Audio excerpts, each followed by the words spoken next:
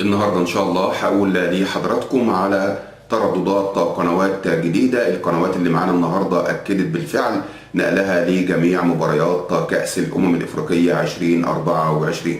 الا بذكر الله تطمئن القلوب. اللهم صل وسلم وزد وبارك على سيدنا محمد وعلى اله وصحبه اجمعين.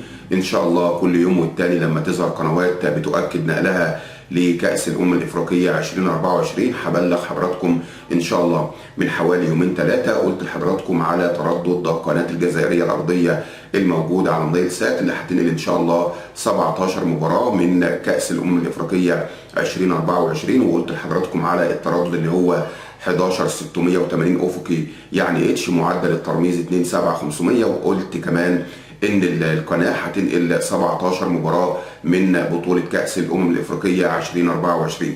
جايب لحضراتكم النهارده باقه موجوده على القمر البلغاري. الباقه اللي معانا النهارده بتشتغل بس على جميع انواع الاصفارات العامله بالانترنت، وهي باقه ماكس سبورت موجوده على القمر البلغاري. الباقه بالفعل اشترت حقوق البث الخاصه بكاس الامم الافريقيه 2024 وهتنقل جميع المباريات. هقول لحضراتكم دلوقتي على جميع ترددات قنوات ماكس سبورت على القمر البلغاري سات، وزي ما قلت لحضراتكم القنوات بتشتغل بس على جميع انواع الاصفارات العامله بالانترنت.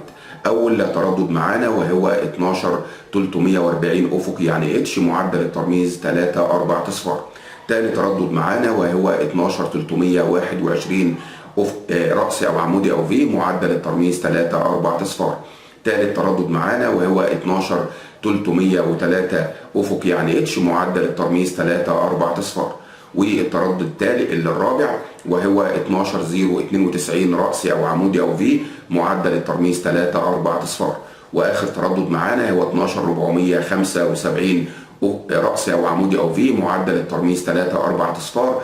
دي القنوات الجديده اللي اعلنت نقلها لجميع مباريات كأس الامم الافريقيه 2024، وان شاء الله لو ظهرت قنوات اخرى مجانيه هبلغ حضراتكم ان شاء الله. كل اللي عليك بس تدوس لايك للفيديو وكمان تشير الفيديو لكل اصحابك عشان الجميع يستفيد من هذا الفيديو، وبرضه عشان نستمر في نشر المزيد من الفيديوهات على القناه. والسلام عليكم ورحمه الله تعالى وبركاته.